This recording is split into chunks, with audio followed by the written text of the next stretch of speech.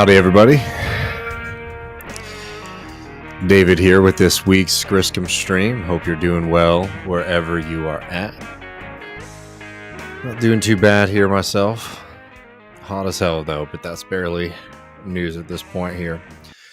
Welcome, everybody. Got a lot of good stuff to be getting to this week, as always. Thanks for joining us. Feel free to jump into the chat with any questions. These are always best when we're getting a lot of different things from the chat. I always like hearing from y'all. Are we having an audio issue? Hold up. So it could be me. Okay. You got me worked up there, friend. Yeah, so as always, feel free to jump in. Questions in the chat. I always love seeing where everybody's joining in from, too. Tomorrow, we have a pretty big show planned for everybody. It is the 2-year anniversary of Michael's passing, which is pretty difficult to sort of wrap your head around, frankly. For me, it's one of those things that just it sort of sneaks up on you and the weight of it hits. But I think that we've planned together, Matt and I, a pretty nice show and a good way to remember him. So during the main show, I think Matt and I are going to open up with some of our favorite memories that we have and maybe look at some old TMBS clips. We'll also be joined by Jason Miles, who's going to be talking about one of his most recent video essays. And I'll be resurrecting the gem to talk about some of the big movements we've seen in finance capital since the breakdown that we've been sort of going through and seeing as the Federal Reserve is pumping up interest rates, which means a lot of these companies, which are effectively zombie companies and built off of debt, are now in crisis mode. And then in the post game, we're going to be joined by a whole host of friends: Nando Villa, Wozni Lambre, Danny Bessner, Gene Bajelon, Ben Burgess, myself, and Matt. We get access to that at patreon.com/leftreckoning. And we're going to do, they were calling it a toast to Michael or cheers to Michael. I think it's a little bit better vernacular for all of us. Just going to be hanging out, hearing some questions from the chat, and our guests will be there to, give their perspective and maybe share a couple stories. So hope you all can join us for that, because it's an important day. And I think, we want to make sure that it's not solely just, a memorial in a kind of tragic sense, but a bit of a celebration of all the things that Michael was able to provide for us. I mean, he did so much for myself and Matt. I know that I think it would be nice to be able to get everybody together for that. So 7 Central tomorrow, and then the post game should be coming up around 8:30 Central. And then this weekend is also going to be a think tank. So if you're a patron, there is a place that you can be putting in your questions for Matt and I to answer over the weekend. And there's also a place in the Discord as well. So looking forward to that. And hopefully I'll finish up the website this week, and we'll be getting merch shipping out very soon. So be on the lookout for the website launch, leftreckoning.com, pretty soon. And there'll be a way for people to pick up those shirts and the hats that we've got. So really looking forward to all that. But yeah, y'all, let's maybe get into a couple of these bits. I want to talk a little bit about the Democratic Party. I want to take some questions from the chat. But before we get there, I just wanted to start talking about the difference between internationalism and nationalism, and also the difference between a kind of left socialist internationalism and a liberal or even a capitalist internationalism, because I think sometimes get these things mixed up. And, internationalism is a key principle of this project of TMBS. And I also think of a successful left movement.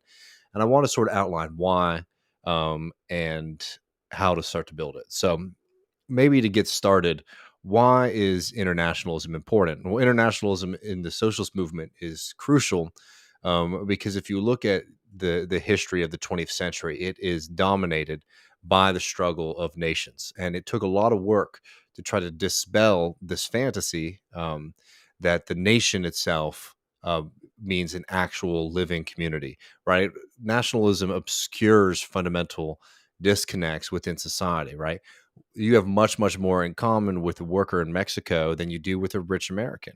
And you can do that with any country around the world, right? And this is one of the promises of the socialist movement, that it's able to transcend this kind of petty small mindedness that is just set up to one, divide, and also to create false communities where people are having solidarity with one another when they shouldn't, right? You shouldn't be having solidarity with the ruling class and billionaire class of your own nation. I highly suggest, if you didn't check it out, we did an interview. Um, I know, interviewed, Lord in heaven. Um, Matt and I did a reading of Lenin's letter to the American working class, which I think is a really phenomenal, maybe starting off point into understanding why internationalism was so important then, and why it's really important that we sort of reignite that fire in the American left to try to build up that perspective. So maybe to start to delineate a bit, what do we mean by internationalism? It's not just paying attention to other parts of the world. And I think this is where a lot of folks sometimes get hung up on our side. Don't get me wrong, it's extremely important and worthwhile to be aware of what's happening globally in global politics, but for a very specific reason. So that we can be learning from one another what works, what doesn't work, what opportunities we might want, what kind of strategies, tactics we might want to mimic here. Um, and also to show solidarity with other people, right? So if there's a company in America, for example, that is exploiting people in another part of the world, being able to have that international solidarity is crucial because capitals are not, I'm sorry, corporations are not national at this point. They're international and they operate on an international scale. So that's why, for example, with BDS, recognizing that it's worthwhile for the American for Americans, the American consumer bloc, to say that we're not going to accept products that are sort of built um, in occupied territories, that are using the occupation and the dehumanization of Palestinians as a way for them to make money. We're not going to participate in that, and that allows the Palestinian movement to be much larger than just the people who are just in that locality directly, right? This is why internationalism as a kind of general tactic and tendency on the left is really important. Um, but beyond that, just going back to what I was saying earlier, is that it's not just about paying attention to other parts of the world politically, because again, that's worthwhile. We do that on this program. I'm not saying that that's a bad thing, but plenty of people do that. Any kind of foreign bureau chief does that. Goldman Sachs does that. Capital certainly does that. They're very, very interested in what's happening in the rest of the world, right? So it's not just having a tendency or an orientation to paying attention to global events. It's the reason it's important for the left is much, much deeper than that. And I see a lot of times, particularly in the US, where it's like, well, when things start feeling really down here, there is this tendency to sort of look abroad. And again, it's not necessarily a bad reaction or a tendency, but there is this kind of psychological thing where it's like, if you're just watching the movie of American politics, right? You're not an active participant in it. Oh, and it's bad. It's boring right now. I'm going to change the channel to where something exciting is happening in another country, right? And that's not really what we're trying to push for when we talk about building a working class internationalist movement, because it's much, much more large scale in its scope than just sort of being aware of what's happening all around the world. Again, plenty of people do that, and that's not something that's going to usher in significant change on its own. There has to be that actual secondary commitment to building community and overcoming the kind of false narrative of national borders, not seeing yourself as a comrade of people who aren't in your nation, aren't in your country, right? Which is something that has plagued the socialist movement for a very long time. It split the socialist movement tragically at the beginning of the 20th century, and it's something that we're really trying to rebuild. Where a lot of the kind of older internationalist organizations, they don't really operate in a way that builds that kind of international solidarity that is needed, or they just become a place for a certain chosen few for movements to go and meet with each other every once in a while. It needs to be much, much more deep kind of rank and file um, orientation to building this kind of international solidarity. And maybe to make this clear, there's a really phenomenal piece that y'all can find on Ressman English. Let me pull up the tab right here for y'all so you can follow along with me. on the landless workers movement. And for people who aren't familiar with the landless workers movement, it is the largest social movement in Latin America. It's in Brazil, where basically people who have been working people, the peasant class in Brazil, who have been pushed off of their land, have been organizing amongst each other to fight back. And it has created really incredible interactions with national politics in Brazil. It's a very inspiring political movement. It's something that's very worth paying attention to and seeing, especially as hopefully Lula is going to be coming back into power very soon. But I just wanted to I highly suggest people read this entire piece. It's a bit long. I'm not going to go through it line by line. I wanted to note one very particular thing, but it goes through the history of the landless workers movement and notes how the commitment to internationalism was not just important, again, as like a kind of line item on their things, like, oh, we're internationalists, right? And that's what unfortunately, a lot of times when people talk about themselves being internationalists, what they're saying is like, I have a general like orientation and commitment and feeling about the international movement. But this is talking much more about the kind of practical developments that were crucial in creating the successful movement in the landless workers movement. Particularly, it was creating cross-national communities between peasants and working people in South America at first, but then most notably in Cuba. And learning from the revolution in Cuba, learning some of the tactics and techniques that worked, some of the things that didn't, were really crucial in trying to find a way to build a bottom-up organization like the landless workers movement, right? So this is actually talking much less about the glitter and stuff about this, right? Feeling great about being a part of like this large movement, but actually talking about the practical realities of having an internationalist working class movement is that we can be communicating and arguing with each other and learning from each other's mistakes and successes, so that when you're organizing and trying to build movements in your own context, in your own national context, you aren't just doing it from scratch. You're building off of all of the knowledge of the people who have come before you, by understanding history, and also from all of the practical ongoing knowledge that is being developed by these kind of working class movements. And this was a very critical aspect of the success of the landless workers movement in Brazil. But one of the things that I think is really notable in this piece comes towards the end. And let me see if I can find it right quick. And they're talking about one of the things that ended up dominating a lot of these kind of internationalist movements was, quote, in general, in the leftist tradition, a guy who spent his whole life like flying from one country to another was appointed Secretary of International Relations. I remember a leader whose passport only lasted a year because at that time he filled all its pages with stamps.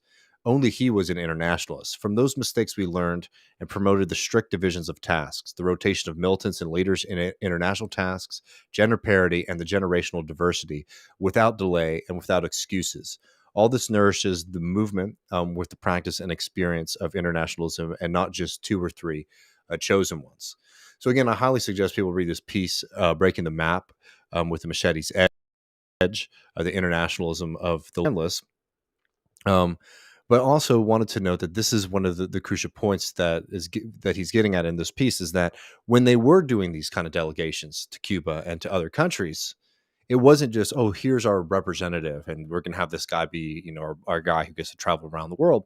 It was actually sending people from rural parts of Brazil who had never left the country, let alone been in an airplane, over to Cuba to learn, some of the tactics that were successful, going to Bolivia and trying to build up a very, very strong commitment between working people, peasants, and the indigenous movements that were growing at that time in Bolivia, right? Like, this is the kind of mentality when we're talking about internationalism. It's not a kind of escape where it's like, I don't want to watch American politics anymore, the channel's boring. It's an actual commitment to knowledge sharing, solidarity, and finding ways that we can be working together to create, positive outcomes for our movements, because that is the real goal of internationalism at the end of the day, right? The emotional weight of it is super important.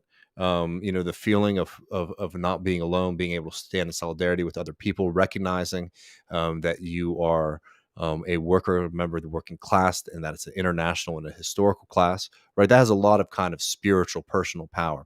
But you can't forget the actual practical reasons why this is sort of necessary for building up a movement that is successful. And I think trying to find some inspiration from movements like the landless workers movement is extremely beneficial. Thinking about things like when Lenin's letter to the American workers, which again, Matt and I did a whole episode on a little while ago. You can find on YouTube. To Fidel when he was in Harlem, when he was basically being blacklisted by the Americans, went and spoke to the American people, particularly black people in Harlem who were in the middle of their own struggle for basic human rights. And it's like that is the kind of understanding and perspective that I mean when I talk about internationalism. And I think that it's worthwhile to re-up that, especially because you're getting kind of weird forays, maybe is the way to say it, by some folks into a kind of, how would you put it?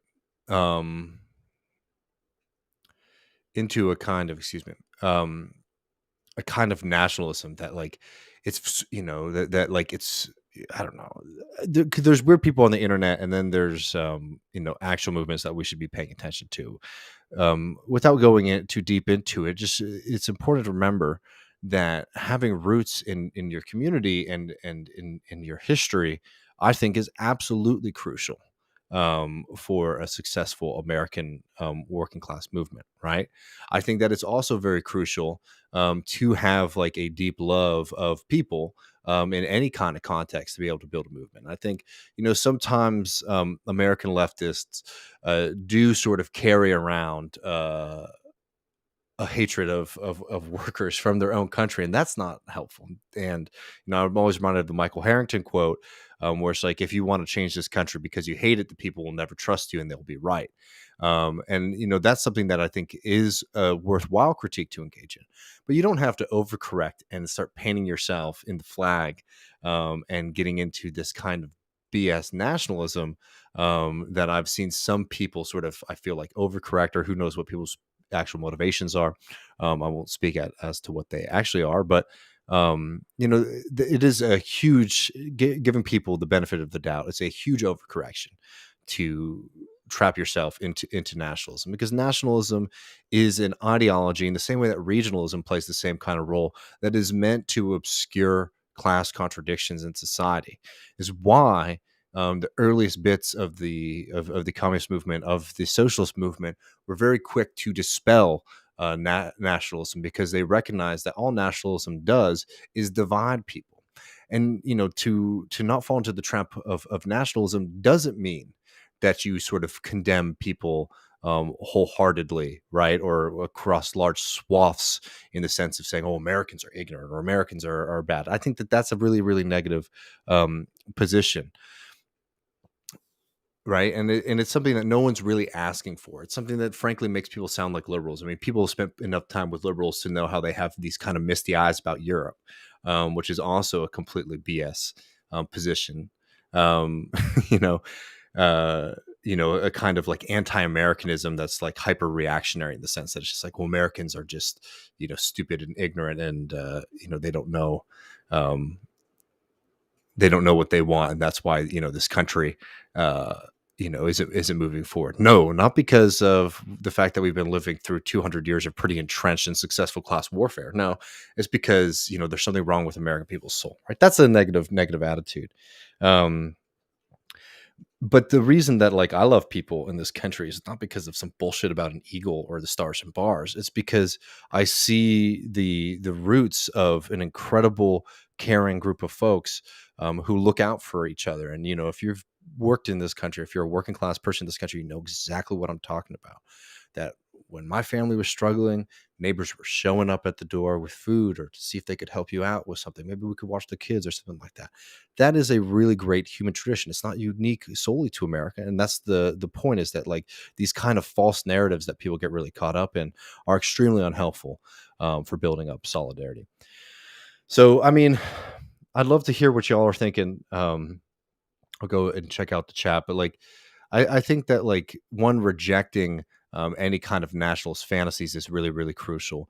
Understanding that socialism fundamentally is about people, and is about building a working class movement, and that movement has to be international because of the very foundations of this system are international, right? There is no kind of separate island at this point. Everybody is embedded into the same wheel.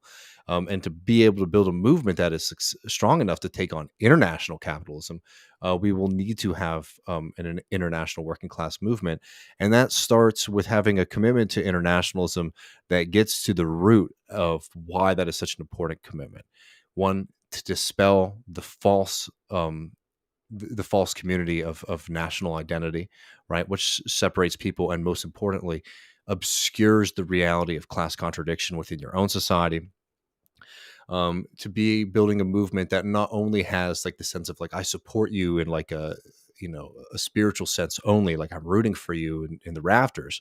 No, having the ability to build up, where it might be helpful. And in the American context, there's a lot of things that the American working class can do to help working classes around the globe, because so much of capital is concentrated in the United States. Being able to coordinate both in areas where capital is in hyper extraction, doing hyper extraction, hyper exploitation, with actions, direct actions, opposing those interventions, and then in the American context, finding ways that we can fight back against them. But don't also fall into this false narrative that so many Americans fall into, where it's like the exploitation is happening only around the world and it's not happening here. Because, friend, I'll tell you right now, it's happening to you on a daily basis when you go into your job. It's happening to many poor and working class communities across this country. It's happening to places, especially places that have hyper resource extraction, where the profits are privatized and the costs are socialized, right? It's happening here. And I think sometimes people fall into this fantasy too, where they think to be able to acknowledge and show solidarity with others, and particularly working movements in other countries, that they have to sort of bury their head in the sand and act like things aren't happening here as well.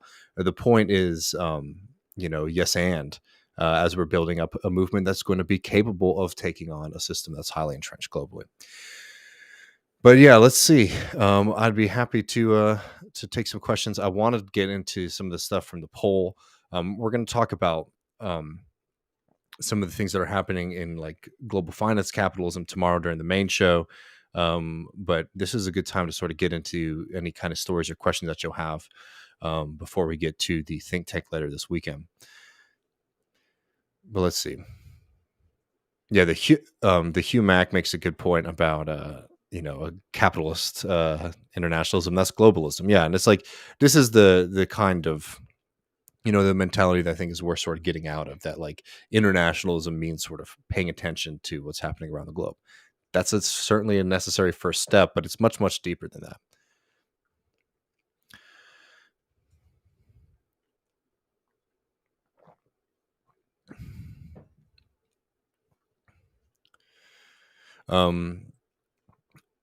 Exaster says, would we consider national liberation struggles that are progressive, like the PFLP and Irish Republican Socialist Movement, legit? Well, they're certainly legit. I would argue distinctions between proletarian progressive nationalism and oppressed nations, between that overreactionary nationalism that reinforces older and often oppressive bourgeois power structures.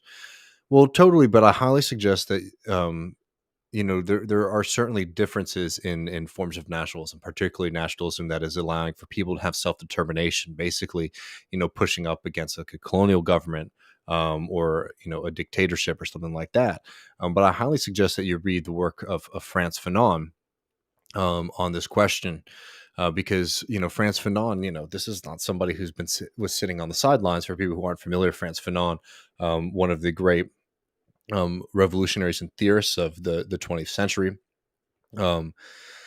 He wrote many books, including Black Skin, White Masks, and one of his most important texts, at least from my perspective, is a book he wrote called The Wretched of the Earth, right, which is sort of building off a way to build anti-colonial socialist movements that wrestle power away from colonial governments and return them to the people. And undoubtedly, in that context, there is a very, very worthwhile movement for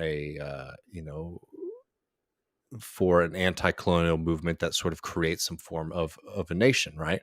And to do that, you're obviously going to be working with local bourgeois and local capitalists, and it's not necessarily that like doing something that's made you impure, right? That's the shit that you have to do. I mean, this is what he does in Algeria, but he writes very clearly about what he calls the national bourgeoisie, and this is one of the kind of pitfalls that unfortunately happens in many of these anti-colonial movements, is that in the process of breaking away from the exploitation of Europe, or breaking away from the exploitation of American capitalists, you create a national bourgeoisie. So it's like certainly they're from there, but then they then go and take the victory to then go on and exploit their own people. And it's not saying that you should oppose the anti-colonial movement. It's recognizing that that is inherently limited, and these kind of movements need to be preparing themselves, and especially the socialists and the working class aspects of this movement need to be preparing themselves to have a conflict with a group of people who, because they have access to wealth and capital going into that conflict, are then going to use that to exploit and hyper exploit their own people, right? So it's not just like a one for one. And that's why sometimes this kind of categorization of like progressive versus reactionary nationalism, I think sometimes too can miss the boat, when what we're really talking about is, do working people in these countries have power? And certainly it's a much more progressive sense, in a sense, to have a nation state where the ruling class is not foreigners, or an occupation or something like that. That's just certainly true, in the same way that it was progressive for the American Revolution to kick off the yoke of the British, but that didn't end the need for radical changes and shifts in those communities, right? So it's important to just keep those things in mind. And I highly suggest you read Frantz Fanon's book on this if you haven't. Check that out in the past, because Frantz Fanon is probably one of the most important political theorists, particularly on the question of nationalism, and what can be done about that so that it doesn't fall into what can end up being hyper exploitative and reactionary in its own right. And I think sometimes playing the game of which one's worse can get people very confused. Again, it's very worthwhile to break off the yoke of colonialism. No doubt about that. But also realizing that the creation of your own kind of ruling class is not is like certainly not the horizon of what the promises of democracy, of socialism are, let alone most of the rhetoric or the anti-colonial struggle.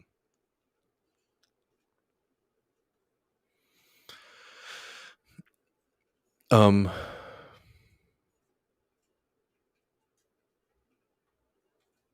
Our friend Marcos, the Brazilian, says, not sure if you've mentioned this, but Bolsonaro has been threatening a coup and an illegitimate election because polls show he's way behind Lula.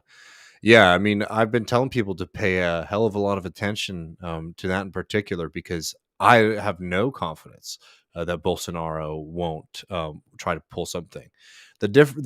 What's going to be the key factor there is to be whether or not the military sort of lines up with him in that moment.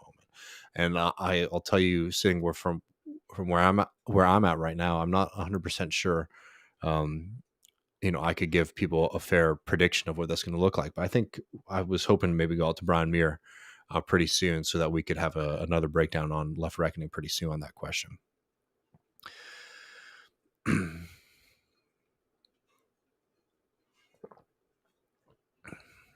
But yeah, well, I'd be happy to. I have some other stuff I was hoping to get to, but I'd be really happy to take a couple questions if folks have them in the chat. I can wait maybe a couple seconds to see. I think I'm a tiny bit. I have a slight delay on my screen here, so I'll pull up the YouTube as well. But um, remind folks too that tomorrow we're going to be doing our Remember Michael Brooks show. Matt and I will be talking for a bit at the front, and then we'll also be joining the post game by Nando Villa, Wozni Lambre, Danny Bessner, Gene Bajelon, and Ben Burgess. I'm really looking forward to sharing that, and I hope people show up for it as well. But let's see.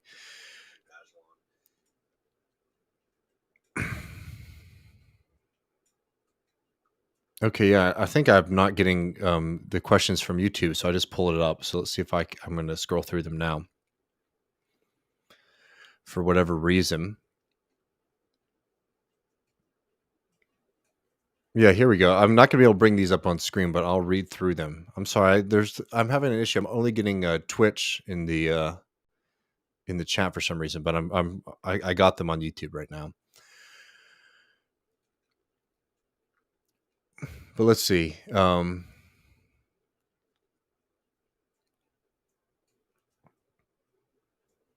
Anton says on the internationalism question, internationalism also tempers, even counteracts the reactionary tendencies of nationalism. I mean, I totally agree with that. That's another reason that it's so. Um, I think that's the point, is that like internationalism by its very nature, it pushes you towards class analysis. So these kind of degenerative styles of nationalism, right, um, are much weaker in that kind of context. Jules, I really appreciate the super chat. Says donating to my village, however small. I really appreciate the chat there. Um, Sydney Vogel says, I'm curious if anyone could speak on the alliance between organized labor and patriotism in the Cold War era. Was that a reality or just my perception? Why didn't our labor embrace internationalism? Well, there certainly are plenty of unions that have an international cohort, but you have to remember in the American context, and a great book that you can read on this if you're interested in the history and sort of understanding class politics in this country, is a book by Mike Davis, Prisoners of the American Dream. And he goes through the history of the labor movement, the socialist movement, the working class movement in this country. But one of the things that, and he makes a couple of really important points, and he makes this in the preface of the book. One is that, like, sometimes people say, like, oh, it's so bad that America never had a strong working class movement. And Mike Davis, I think, pretty convincingly makes the argument that no, that is not the case at all.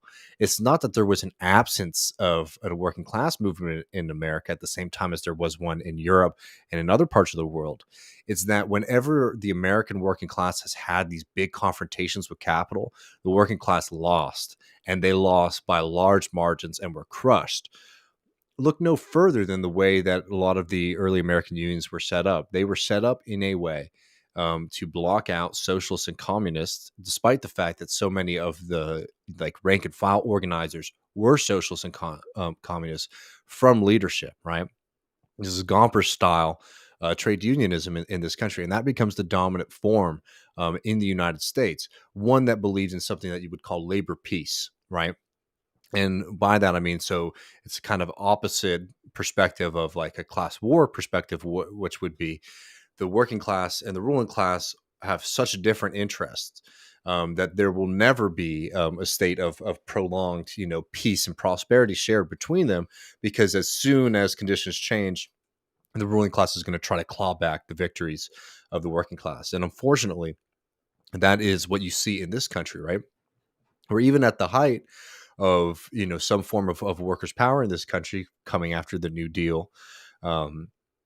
The second that economic conditions begin to tighten, you see this mass rollback of union protections, of the benefits that were going to working people, and it's been an era of stagnation in wages and union membership in this country. Since the shock crisis of neoliberalism, right? That is a pretty indicting reality to the argument that like labor peace, that like labor and capital can sort of come together and come up to mutually beneficial agreements. Certainly in the short term, you can get a contract that's better, but without having this kind of rootedness in class politics, that recognizing that until we abolish a class system, all these victories will continue to be under threat, right?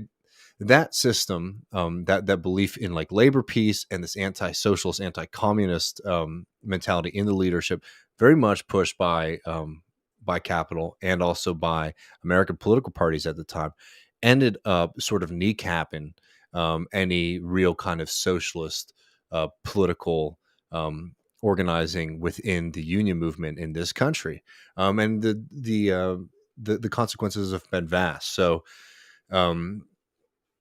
going on to labor and internationalism, like this is one of the major reasons why um um, you do have these kind of more conservative union structures in this country. Again, it's not because Americans are inherently more conservative or something like that. It's because deals were made, and in moments of weakness in the American socialist and communist movement, they were basically sidelined and thrown out for generations. Um, I think it would be incorrect though to say that like internationalism is absent in the union movement as a whole today. But if you're looking as to why things developed in the way that they did, that would be a good place to start. And again, I'm sorry, y'all, I'm not seeing the YouTube chats on my screen, so I've pulled it up on the side, so I can't put them up. But I'm looking at them now. Um,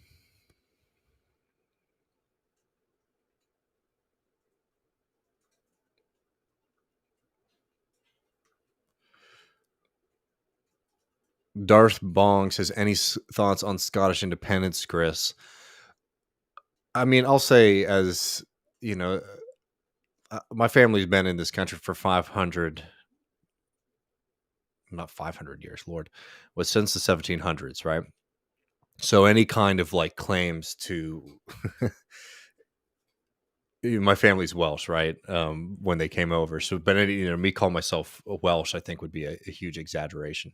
But I am sensitive, like to the history of Welsh people and Scottish people, and certainly Irish people, as people who have been, captured by the English and the United Kingdom. Um, and I understand like the exploitation that they feel, and the frustration and the desire to have their own much stronger independence movements, that where they can govern themselves, because the political dynamics, for example, in Scotland are very, very different than they are in England. I see where this comes from, but I will say that I don't find a tendency, like I don't find like separatist movements to necessarily be the most progressive way to go about making change. I mean, again, as an internationalist, I would prefer for those structures to be larger than smaller. Um, I don't, for example, think that like splitting up Spain into different nations, or splitting up the United Kingdom into different nations would necessarily be more progressive, just as like an initial kind of reaction on it. But again, like I'm not in there, so I won't like judge or be mad at people who sort of support Scottish independence. But I don't find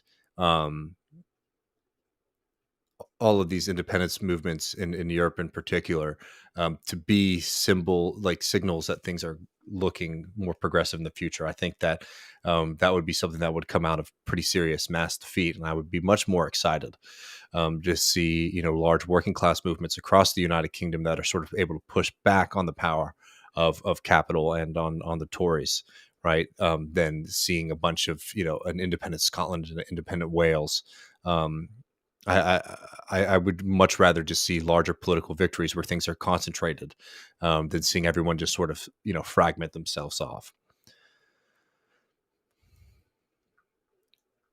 Let's see. I'm going to go back, see what folks are saying in the Twitch. Exothur says, "Are y'all at all trying to catch up on the ongoings in Sri Lanka? Any insights?" Yeah, we did a whole video on that. You can find it, The Sri Lanka Crisis Explained. It's up on our YouTube channel now, if you're curious to hear what we think about it. I mean, it's an absolute tragedy. The country's been hit by um, a lot of bullshit, frankly. The Pants 1450 in the YouTube chat says, "I've been having more success radicalizing right-leaning friends towards socialist thoughts than my liberal ones. It's been more frustrating getting to them than any others." Have you had this experience? I have. I mean, I think a lot of people who are into Republicans, working people who are into the Republicans in this country, um, you do that for like cultural and regional reasons, and the attachment and the association is like not as deep. particularly it's wrong and it's bullshit, but like particularly in parts of the country like the South where again it's incorrect, I think, as analysis, but it's just something that you grow up around it. This idea that the Republicans, as funny as it sounds, represent the hardworking people who work for a living and you know take care of themselves and their families, self-reliance, self-independence. Like you can see why that like narrative is attractive to working people on a certain level, because in the absence of you know a strong working class movement, in the absence of solidarity, in the absence of any kind of functioning social safety net, that is the reality, that if you want to protect yourself, you have to look out for yourself. Now the promise of the socialist movement is to build something better and stronger than that. But you can see where this ideology sort of originates from, and why that might have some attraction to folks. And I think it's much easier to dispel some of that sometimes than than amongst some of my liberal friends who um, have a very muddled ideology sometimes. But I don't know. I mean, obviously it's all anecdotal. But I've definitely been in that experience before too.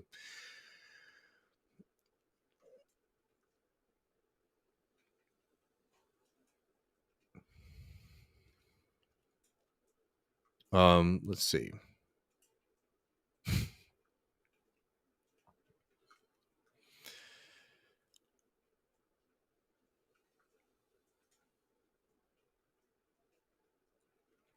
I will say, if anything, Cameron says, "How about that bloc Québécois?" Though, I will say, out of all the countries, and I know this is not good, but the country I am the most ignorant on is our friends up in Canada. I mean, I have a decent understanding of it, but I haven't followed, for example, Quebecois politics over like Scottish independence politics. And Darth Bong also said, "I do believe Scotland is more left than England." Um, I would say so, generally speaking. But again, it's just like I find this the kind of fact. One, it's like it's a false victory to sort of retreat into like smaller nations than a larger government, just because it's like you're still up against the same kind of system than if you're a socialist. And I would much rather see that energy being utilized to building up a movement that is able to overcome the obstacles on that kind of larger scale level. Certainly it's harder, but those victories will be much more permanent than, for example, oh, we just retreat into like smaller nations and we get some social democratic stuff. Certainly helpful in the short term, but is that sort of going to be something that if we were looking back 200 years from now under a different system as the catalyst? I think that that'd be a hard argument to make.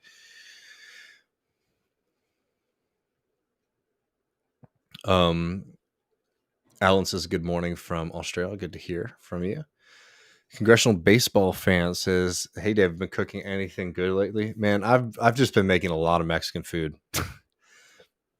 um, carne asada and stuff. We've been getting some really nice peppers, so I've been making a lot of salsa. That's sort of where I've been at lately. And hopefully, I mean, we're only like 10 patrons away from getting 1,000 patrons, which is a goal we set out a long time ago. It's taking us a bit to hit, but once we hit that, Matt Leck's going to come visit me here in Austin. We're going to do a grill stream. So we'll be able to get into all those kind of recipes there.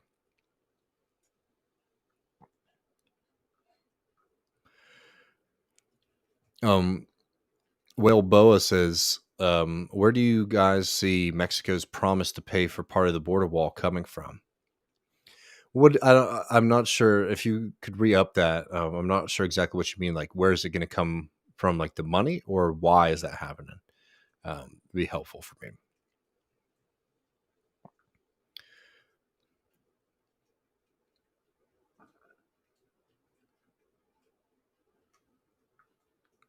We certainly love our Irish comrades, man. Ireland probably has like the best tradition in Europe for being radical. Let's see.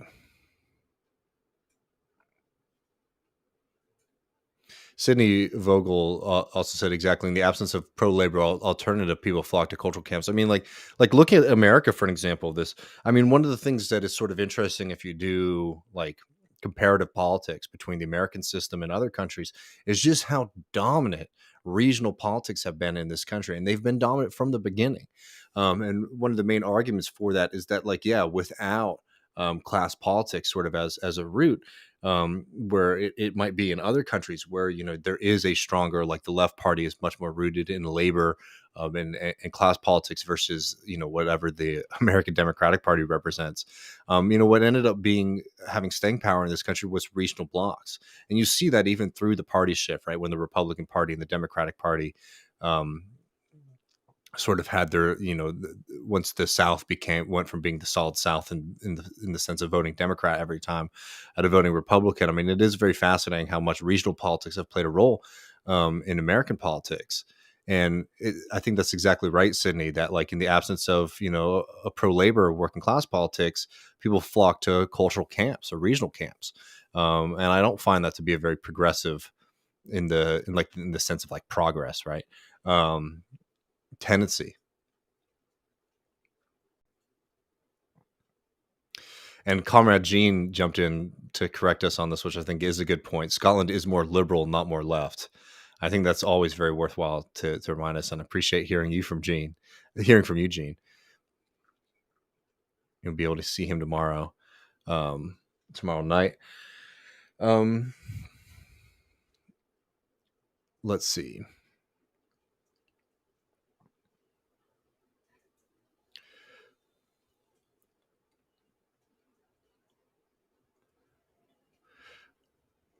Optimist Subprime says, I think we always have to remember when it comes to nationalist independence movements is knowing the character of the leadership of movements, who the main body of the movement is, and what goals they are trying to move towards post-independence. To whom do they serve?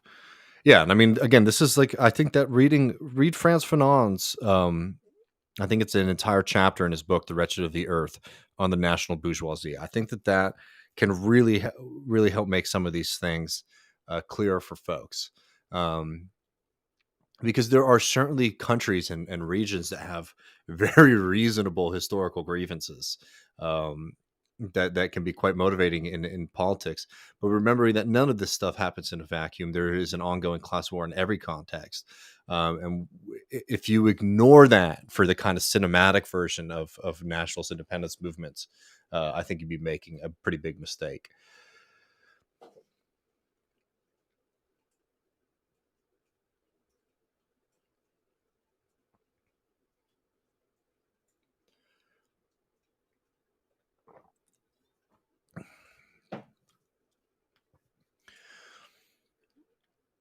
Um, all right, I wanted to get to some of this stuff, talking about our party in this country, about some of the interesting things that have been happening with the Democratic Party. Before we get to that, Exact Sir says, "Do you have previews of the merch?" We we have our Left Reckoning hat. We have a big Tex,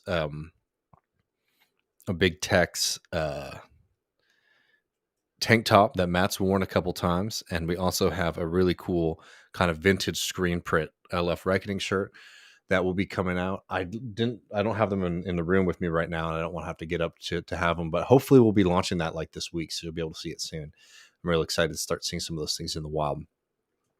But yeah, let's get to this. Unless there's any last questions, let's get to this story about the Democratic Party, because I think it's really worth re-upping this, because understanding the reality of what the Democratic Party is, and most importantly what it's becoming, is going to be crucial, particularly if we have a movement in this country, a democratic socialist movement that is using the Democratic Party for ballot access. It's crucial not to get sort of wrapped up in whatever carcass the Democratic Party is, because it's getting much worse. So there was a new poll that came out, and Bronco Marchetich, who we had on our show for the bonus episode last week, y'all should definitely check out. He was here to talk about Ron DeSantis and Biden's reverence for the Supreme Court. He has a new piece up in Jackman called "The Democratic Base Keeps Getting Richer and Wider." And this is one of the most fascinating aspects of the Democratic Party coalition, especially if you remember the context of the 2016 Bernie run, right? Like there was this kind of accusation that the Bernie movement represented this white bro um, movement, but what Hillary Clinton and the National Democratic Party represented was multiracial, diverse. For the everyday person versus these kind of elites who really like Bernie Sanders. Of course, it was bullshit framing. But what's fascinating about this is in the past 6 years since that has happened, all that we've seen from the Democratic Party that it's become even more wealthy and wider than it's ever been. So let me just bring this up right quick. So this is a poll that was put up by the New York Times and Siena College. Coming into the midterm elections, which sort of signals that it's going to be a very, very close election. And you can see that here. What is your preference for the outcome of the 2022 congressional elections? 41% of Americans said that they want Democratic control, 40% want Republican control, and a very large other 19% say other, right? That is a very, very worrying development for the Democratic Party going into this election because, I mean, if it's that close now, despite all of the things that have happened from Roe v. Wade, from gun violence, the things that the Democratic Party is really banking are going to help them out. That's a worrying sign for them, along with the fact that the economy is getting worse, worse, and worse for everyday people. And let me show you all this. This is from the same piece in the New York Times. For the first time in the Times Siena national survey, Democrats had a larger share of support among white college graduates than among non-white voters, a striking indication of the shifting balance of political energy in the Democratic coalition. As recently as the 2016 congressional elections, Democrats won more than 70% of non-white voters while losing among white college graduates. So there's no doubt about it that the Democratic Party in the past few years has become even more, in the sense of its voting bloc, a party of a wealthier, college-educated, suburban voting bloc. And there's a bunch of issues with that. One, that segment of the population is the part of the population, ironically, for being rich, though it makes a lot of sense as to what they mean by the economy, is the part of the country that is the least worried about economic issues, right? They say the most important, like, the economy is towards the bottom of their list, when for working class voters and predominantly for voters of color, the economy gets up all the way to the top, right?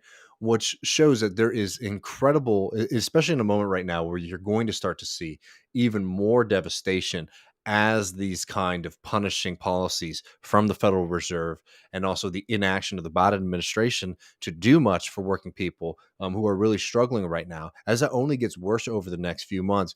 The coalition that the Democratic Party is most attuned to right now is a group of people who are the most set up to get through this storm. You saw, I mean, 2020 was a really watershed moment where the Democratic Party went all in on this kind of suburban strategy. An example of this is, like, look at Texas to see, something I've been talking about on this program for a long time, and certainly activists and leftists in that part of the state have been talking about for a long time, and that is that the Democratic stronghold of South Texas, that power is weakening dramatically, and it's not surprising. The National Democratic Party does not care about working class people in South Texas. They haven't. They have ignored them for a very long time. They love the fact that they vote for them each election, but they've never been interested in making any kind of real investments or taking care of that part of the country. And all of the investment, the majority of the investment that you saw in Texas in the 2020 presidential campaign in particular, was trying to win over wealthy suburban voters outside of Dallas and Houston, right? It is a reorientation of the party, and the party was certainly never a working class party before this, but it's cementing the fact that the Democratic Party is becoming more and more the party of the elite in this country, of the comfortable in this country. And they have very, very different class interests than working class people across this country.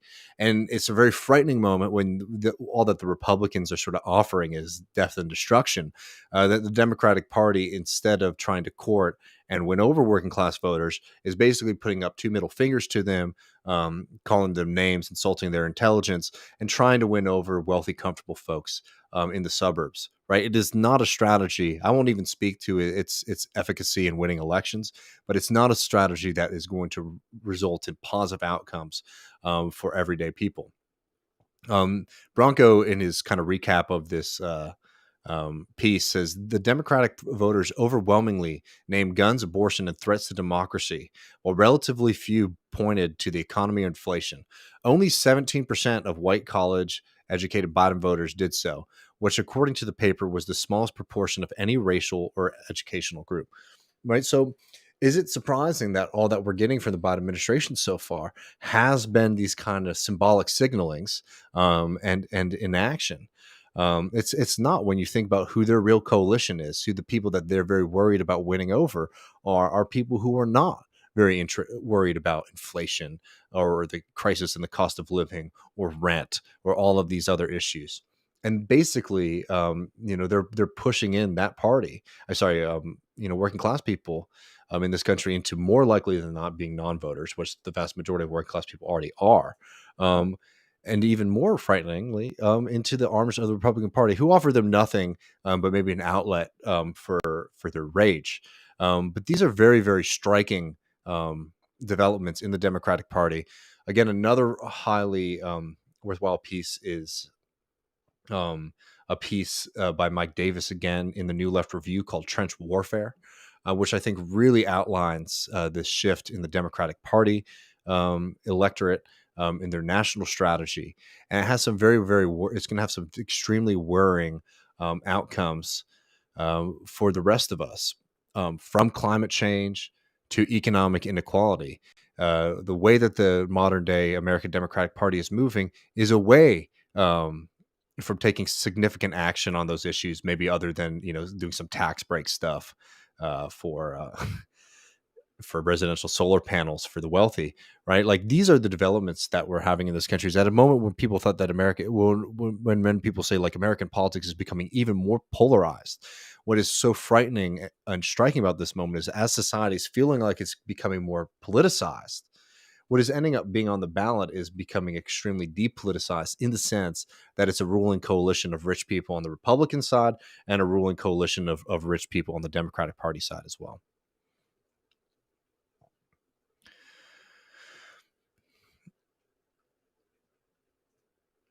Daredevil says the Democrats are now the SNL late night talk show party. The politics are the same. I think that's probably about fair.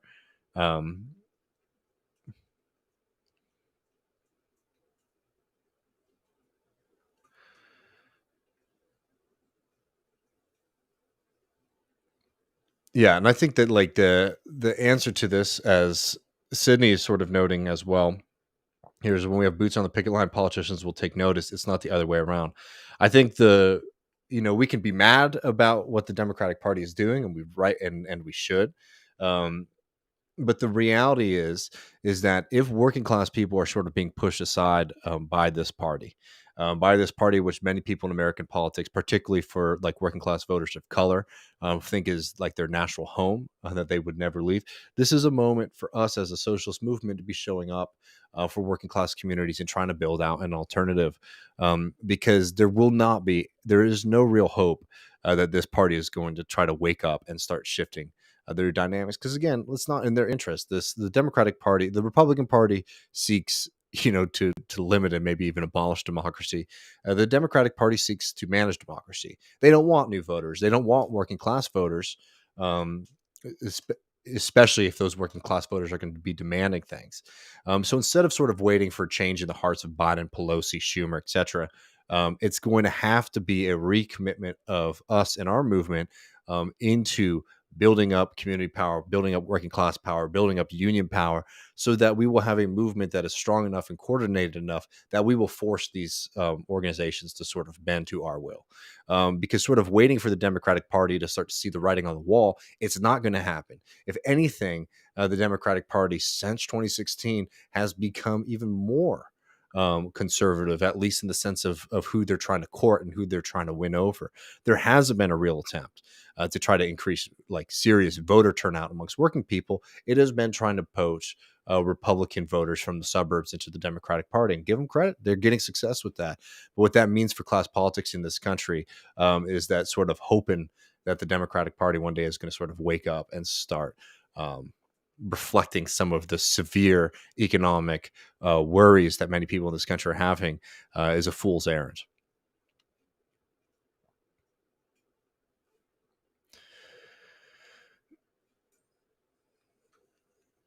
But let's see. I'm starting to see the questions from the YouTube chat again. I do not know what happens. That's a little worrying. I hope I haven't been missing them all this time. But I could maybe take a couple more before we run. I know our Canadian friends. I might have missed it.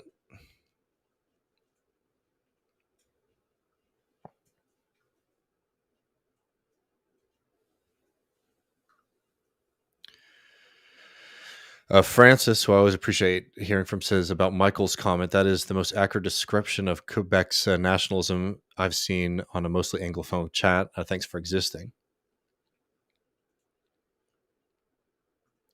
I'm trying to see. Sorry, my chat's all messed up, so it's a little confusing for me right now. But Michael Newman said the national bourgeoisie has. Was there another bit before that? Michael Newman says Quebec nationalism has traditionally been left wing and closely aligned to what is certainly the most militant labor movement in North America.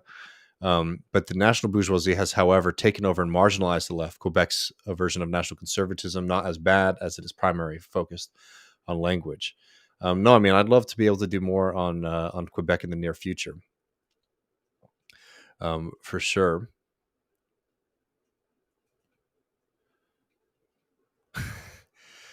But let's see. Davos Scum says, do you have any advice to encourage the academic left to get involved with organizing left? There's a divide, and it relegates our best minds to engaging in presumptuous critiques.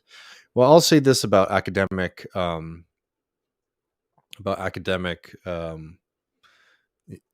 general. The university is becoming hyper proletarianized in America in particular, right? Where professors, predominantly like younger folks who are getting into the profession, are being forced into these horrible adjunct roles and are more closely starting to see themselves pushed into the working class at large, in the sense of the fact that like they're much closer to them in the realities that they're dealing with, not being able to afford rent. The kind of security that came with an academic position in this country is quickly evaporating. And I think that it's been very clear that you've seen many academics, particularly like young PhD students and young professors, joining up with the working class movement. I think that is certainly good. I also think that one thing that has been very beneficial over the past few years in this country has been the kind of explosion in less traditional forms of media. You know, like it's great now that people can write a piece in Jacobin or in Catalyst, and those things are being much more widely read, right? So moving from just engaging in academic work for the consumption of academic readers into doing more public education stuff, I think is very beneficial. There's a couple of tensions. There's one, public facing stuff like that is always not going to be able to go as in depth as kind of traditional academic work. And I don't think that you need to sacrifice that kind of rigor whole cloth just because of the crisis in academic publishing and academic work. But I do see sort of culturally and politically that there is a push into these into like the broader working class movement. But one of the tensions that we have to talk about is this kind of like PMC presumptions that come along with being a member of that class and that world. I see that it's starting to shift dramatically, and I think that that's extremely positive. And the other thing too is like, even though I think it's really beneficial that like a lot more of this kind of work and thinkers who might just typically be writing for academic journals and publications are now trying to get out there and write for larger public audiences. It's also rough, different economic need than like a journalist does, for example, right? So if we just have grad students and PhD students sort of filling up the inboxes of all of the publications nationally, that sort of hurts professional journalists. But um, it's a tough it's a tough situation, and like I don't think it's accidental that particularly in humanities, history, and politics, um, a lot of those thinkers are being extremely marginalized by the system, which is sort of refusing to fund those places as much as they used to in the past.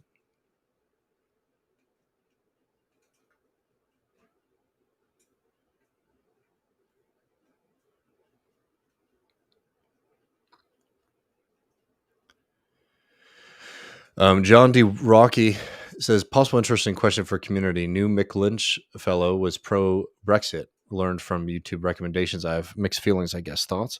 Well, I mean, the labor critique of the European Union is strong and correct. I highly suggest you, if you want to find some homegrown stuff on this. Um, we've had the great Paul O'Connell on the program a lot, talk about Brexit and the working class movement. But the European Union was always has been and continues to be entrenched power, set up to weaken the power of unions and working class people. It's been set up to prevent nationalization of industries, right? These are preconditions that were set up to basically try to prevent any kind of serious democratic social democratic project, frankly, from coming into power in Europe. I think that the left wing critiques of the European Union are strong, and it's good that Mick Lynch was taking that perspective. And like so much of the kind of Labor Party fixation on Brexit was cultural stuff, and undoubtedly the right wing imagining of Brexit was hyper reactionary. But I think that it's very worthwhile to sort of educate yourself if you're unfamiliar with the union and left wing criticism of the European Union and why so many of the greats in the socialist tradition, particularly in the United Kingdom, have been against the European Union. It's not about not wanting to have international solidarity. It's about not wanting to empower an anti-democratic business bloc to sit above politics and above society, right? So that's why people like Lynch take that position. I highly suggest you watch some of our interviews with Paul O'Connell on this if you'd like maybe a fuller recap on it. But it's a good thing.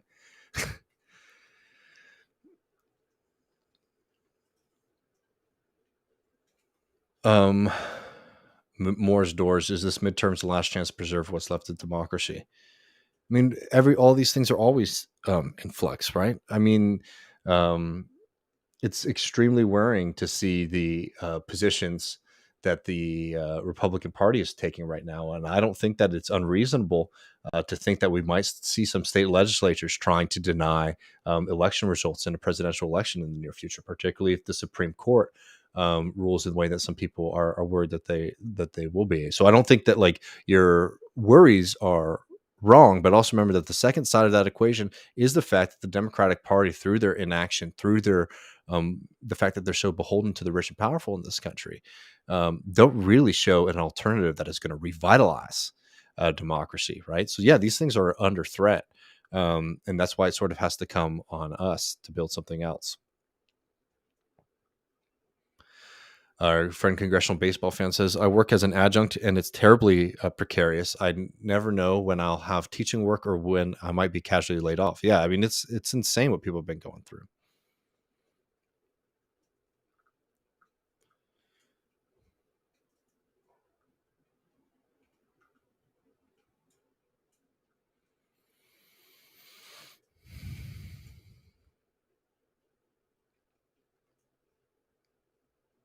John D. Rocky. Oh, I don't know. Then I don't know who you're talking about. I'm sorry. Happy to hear our friends from Turkey out here.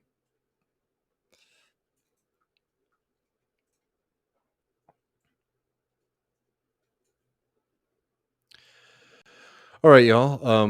I think I'm gonna roll, but tomorrow, Matt and I will be doing a Remembering Michael Brooks show. So we'll be talking about some memories that we have and some lessons that we hope that y'all will take with y'all from Michael. We'll also be joined by Jason Miles from This Is Revolution. Um, we'll be doing a quick gem, and then at 8:30 Central. In the post game, get access at patreon.com/left reckoning. We'll be joined by Nando Villa, Wozni Lombre, um, Gene Bajelon, Ben Burgess, Danny Bessner, and myself and Matt. And we'll be doing a little cheers to Michael, maybe taking some calls, hearing some of y'all's thoughts and remembrances and telling some stories. So I really hope you all join us for that. Patreon.com/left reckoning should be going on, right after the post game around 8:30 Central. But until then, y'all, I'll see you guys in a little bit. Thanks, MDR. Always happy to catch the show live. To our viewers, please help Left Reckoning community get to 1,000 patrons. 12 more to go before the end of the month. Yes, that'd be really wonderful if we could hit that milestone by the end of the week. As always, people feel free to reach out to me with any questions or topics you might want to see us cover in the near future. And until tomorrow, take care, everybody.